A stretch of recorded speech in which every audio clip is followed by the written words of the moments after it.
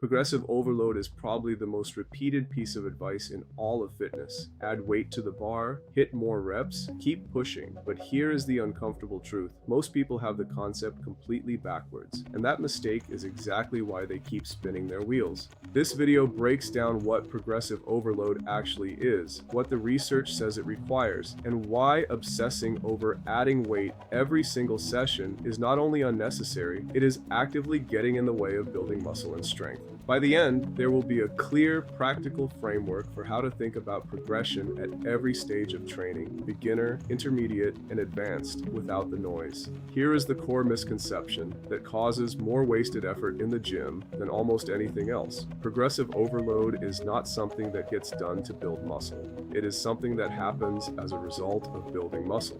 Progressive overload, at its root, simply means that training must be sufficiently challenging to force the body to adapt. There needs to be a band of difficulty, call it the overload threshold, where the training stimulus is hard enough to drive improvement. Anything below that threshold does not produce meaningful adaptation. What matters most is consistently getting training into that zone and staying there. The second component, the part most people skip, is that within that zone, gradually increasing the challenge over time produces better results than staying static. Starting at the lower end of the threshold and ascending toward the higher end over weeks and months is more effective than jumping straight to the maximum and working backward. This is why starting a new training block slightly easier than feels necessary is not weakness, it is strategy. It buys room to progress, which is the whole point. But here is where the popular understanding of progressive overload breaks down. The body does not grow muscle because weight was added to the bar. Weight gets added to the bar because the body grew muscle. Getting stronger is the outcome of effective training, not the mechanism behind it. Chasing heavier numbers week over week, without regard for whether training is actually hard enough relative to current ability, confuses the symptom for the cause. Two recent studies compared adding reps week to week versus adding weight week to week and found essentially identical hypertrophy from both methods. What both groups had in common was that their training remained consistently challenging and close to failure. That was the variable that drove growth, not the specific method of progression. Progressive overload is an outcome of training hard and recovering well. The job is to keep training challenging. When that is happening consistently, progression takes care of itself. So, if progressive overload is an outcome rather than a method, what actually needs to be done in the gym? The answer is simpler than most programs make it sound, and it comes down to one thing.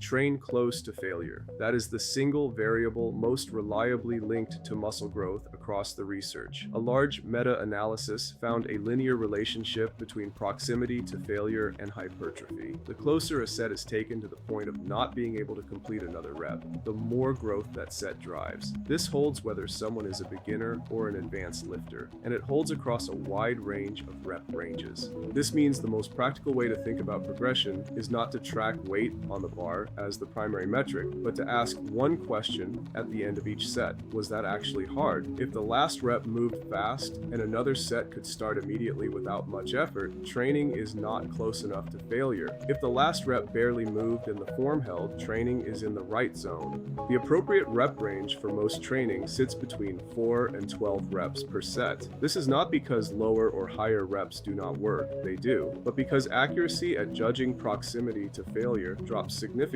above 12 reps. Staying in that range makes it easier to train close enough to failure to actually stimulate growth.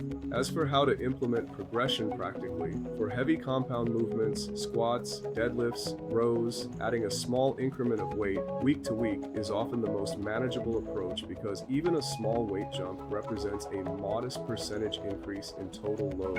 For isolation movements, lateral raises, curls, cable flies, the weights are lighter and the smallest available jump is a much larger percentage increase, so adding a rep week to week tends to be more achievable.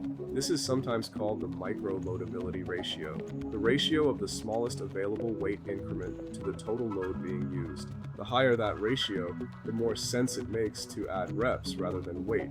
A double progression model, picking a rep range like 8 to 12, working up to the top of that range, then adding weight and starting again from the bottom, covers most situations and does not require tracking every variable in the gym.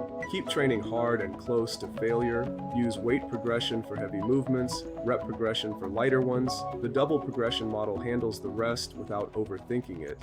Here is the part that most people either ignore or do not know. How fast progression should happen changes dramatically based on how long someone has been training. And expecting beginner level progress as an intermediate or advanced lifter is one of the most common reasons people feel like they have plateaued when they actually have not.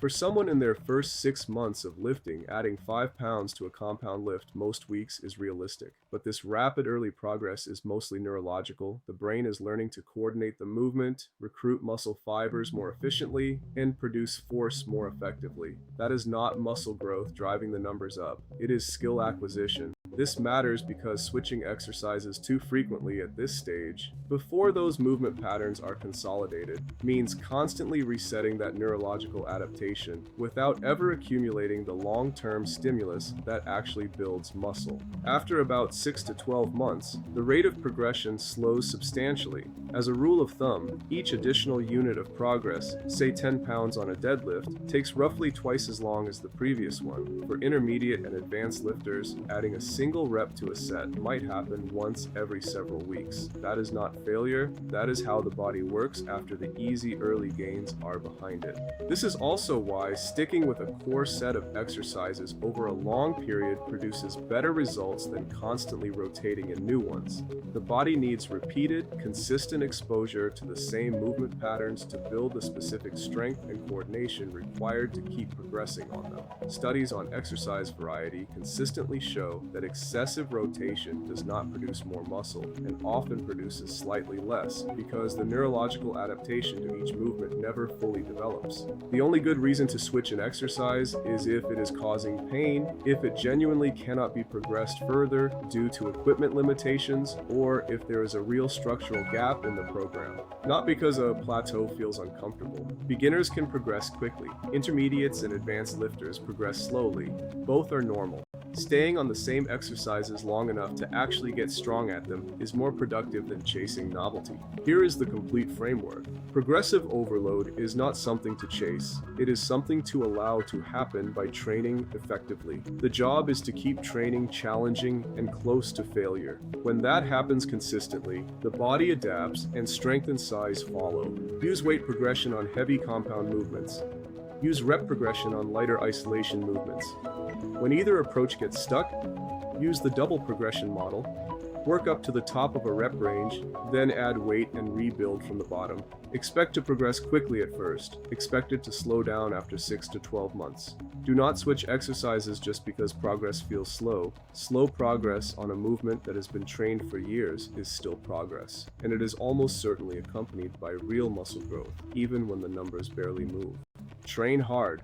Stay consistent. Let progressive overload take care of itself. Want more fast fitness tips like this? Check out the next video here.